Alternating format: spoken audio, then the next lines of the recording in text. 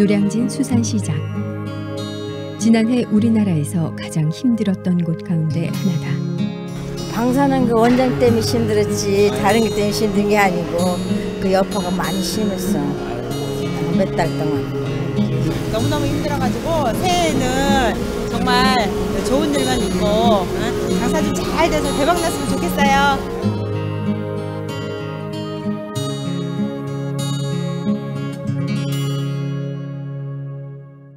아까 첫 질문이 민생이었는데 많은 사람들이 민생과 민주라고 하는 것을 별개의 어떤 카테고리로 놓고 바라봐요. 저는 그거 되게 잘못된 시각이라고 생각을 해요. 민주주의라고 하는 것은 국민을 구성하고 있는 그 집단은 다양합니다. 그것이 계층별로도 다양할 수가 있고 지역별로 성별 여러 가지로 그렇겠죠. 거기서 자신의 어떤 그 권익이나 이런 것들을 구현해 들어가서 동등한 1인 1표를 가지고 그래서 결사를 하는 것이고 표현을 하는 것이고 그래서 정치적 압력을 행사하는 것이고 거기서 자신들의 요구를 관철을 시키는 겁니다.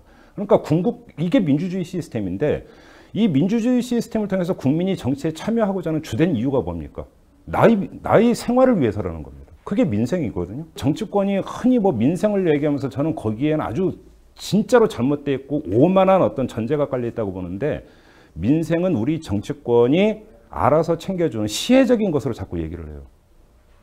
아니죠. 그들은 시혜적으로 베푸는 주체가 아니에요. 뭐냐면 오히려 심부름꾼이죠, 정치권은. 혹시 팥죽 드셔보셨어요? 팥죽을 보면 특성이 있어요. 뭐냐면 냄비에서 물끓처럼 요란하게 끓지를 않아요. 팥죽의 표면은 아주 잔잔하게 끓어요.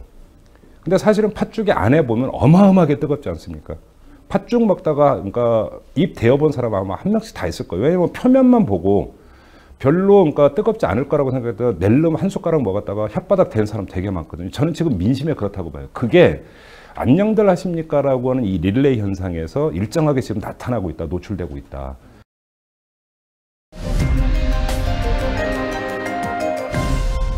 지난 1년간 대선의 불공정성을 둘러싸고 논란이 거세지면서 지난 대선에서 박근혜 대통령을 지지했던 층 같은 경우에 이들의 어떤 결집력도 같이 덩달아서 올라가고 있었다라는 것이죠. 여기서 이제 문제는 관건은 중도층인데 중도층 같은 경우가 지금 어느 한쪽으로 확 쏠렸다라고 하는 근거는 어디에서 찾을 수가 없어요. 지금 50%를 상회하는 지지율을 보이고 있지 않습니까? 이렇게 본다면 지금 중도층이 박근혜 정권에서 이탈을 했다라고 볼 근거는 사실은 없거든요.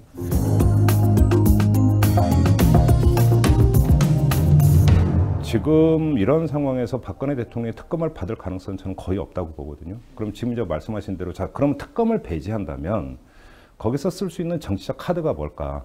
이 지금 국면을 정리하기 위해서 제가 볼 때는 그 분기점은 선거법 위반 사건에 대한 1심 판결이 나온 다음일 겁니다. 왜냐하면 박근혜 대통령 스스로 그렇게 이야기를 해오지 않았습니까? 아직 판결도 안 났는데 뭐를 하라는 거냐? 아닙니까?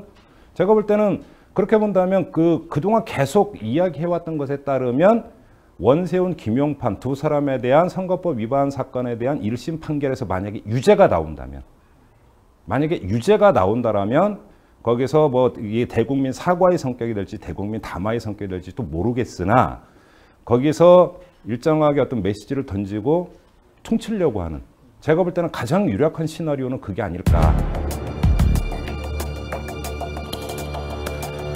민주당이 장외투쟁을 하고 싶어서 했느냐라는 겁니다.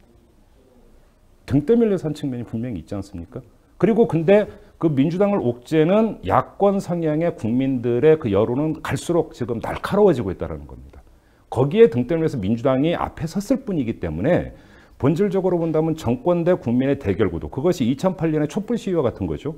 그러니까 이 정권 대 국민의 대결 구도라고 하는 것이 선거를 통해서 완화되느냐, 지방선거를 통해서 완화되느냐 아니면 더 가팔라지느냐. 저는 내년 지방선거의 포인트는 여가 이길 것이냐 야가 이길 것이냐의 문제보다 더 본질적인 문제는 여기에 있는 것 같아요. 만약에 여기서 야권이 만약에 패배를 한다면 박근혜 정권은 그 이후에 이제 2016년 총선까지는 선거가 없어요. 그러니까 오히려 지금의 어떤 국정 스타일에 더 가속도를 붙일 가능성이 있습니다.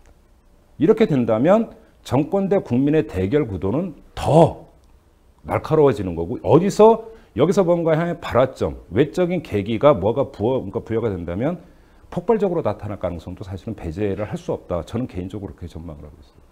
위험하네요. 위험한 거죠. 정확히 그러니까 지금 그 말씀을 하셨는데 이건 국가 전체적으로 볼 때 불행한 일입니다. 만약에 지금 제가 전망하는 것이 맞다면 이거는 불행한 일이고 이런 일은 막아야 되는 것이죠.